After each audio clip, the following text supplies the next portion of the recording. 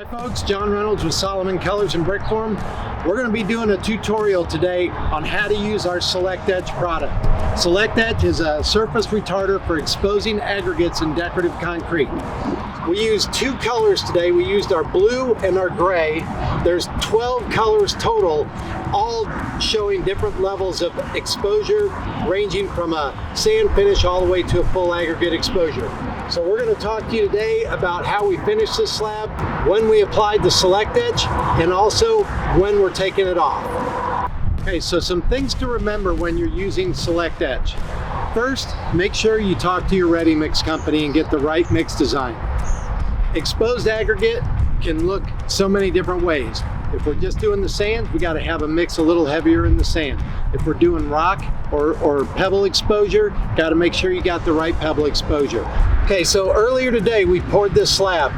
The timing of the installation of the Select-Etch is very important, as is the finishing. The lighter you go with the etch level, in other words, your light acid wash finish, your sand finishes, the tighter you have to be with your finishing. Trowel marks are going to show with a white or a light violet or a blue. So it's important to make sure that you get your trowel marks all rubbed out and prior to putting down the Select-Etch. With your deeper etches, like what we did on the border with the gray, it's not as important because we're taking off more of that paste. Very important to remember this.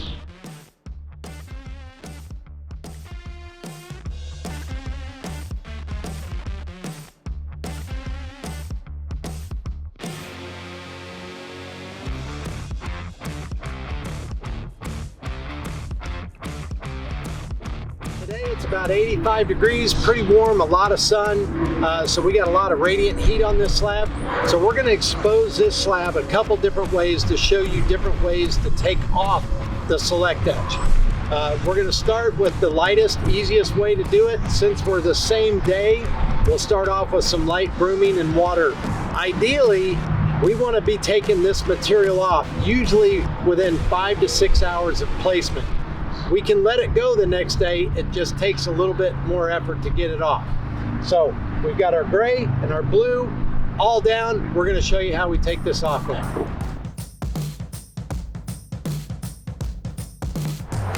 So if you look at the broom selection that I've got a pretty coarse bristle broom here. This is more of a detailing or edger. And then I've got this very soft bristle broom. We want to start with the least aggressive product that we can, because it's easy to take off material, so it's really hard to put it back on. So we're going to start with a soft broom, see what it does. If we need to get more aggressive, we're going to go with the more aggressive bristle brush. So you can see with that first exposure, the soft bristle broom was not really getting at it very well. So I switched up to a little stiffer broom, and that way we can take the material off a lot easier. Your heavier etches you're taking a lot more paste off. So sometimes you got to get a little bit more aggressive with the tools you're using to take material off.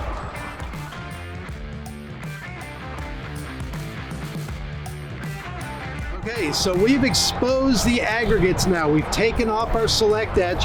We took off our blue and created a really nice sand finish on the bigger part of our slab and on the border. We took off our gray and we exposed a light aggregate exposure, you could call it. So all this needs now is a good thorough cleaning with our E-Etch and some NutriClean, and we'll be ready for sealer once it dries out. Now tomorrow when we come back on this other side, we're going to show you what it takes to get the material off the next day. Ideally, we remove these things the same day if possible. If we got to let it go overnight, we're going to show you how to take that off with a swing buffer and a nylon bristle brush attachment, and we'll get that all cleaned off, pressure wash everything, make it all look really nice. So we'll see you guys in the morning. Hi guys, we're back with day 2 of Select-Etch removal. So we've got our slab over here that we poured yesterday. We got concrete yesterday around 9:30, 10 o'clock. So we got the mud on the ground, had everything sprayed out by noon. So we're a good 20 hours into this process. So that material is getting hard. Always remember, Select-Etch is a surface retarder. It's not something that's going to reverse hydration or stop hydration. So we have to get on this. It's been pretty warm out, so it's going to be important to make sure that we've got the right tools to be able to take this product off. So we have your basic rotary floor scrubber here. This is one with a nylon bristle brush attachment. We've got a pretty powerful pressure washer. We don't want to get too close with this because we can actually gouge the surface with it and expose too much aggregate in some areas. So we've got all this equipment, we're ready to go. So we're going to get started and show you what to do if you're washing material off with your Select-Etch on day 2.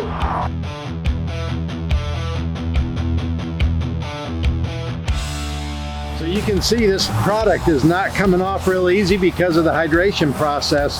So one of the things that you want to do is, as you start to take the cream off of the top and the sands start to break free, let them roll around, and underneath the brush, it'll help break that material free from the top and help you get an exposure a little quicker. You can see from the surface that we're having some difficulty getting this material off.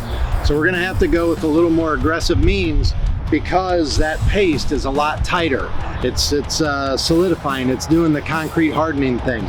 So you can see from this side to this side, this is what we're looking for, and this is what we've got. There's still a lot of paste on there.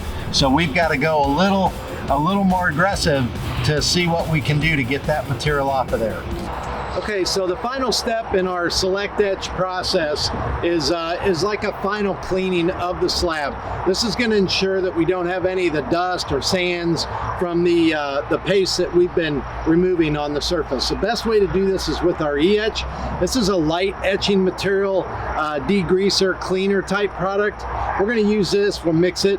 Because this is already really etched, we're just going to use this to loosen any paste that may be already on the verge of coming off, or to loosen, like I said, all the dust that may be down in the pores of the concrete.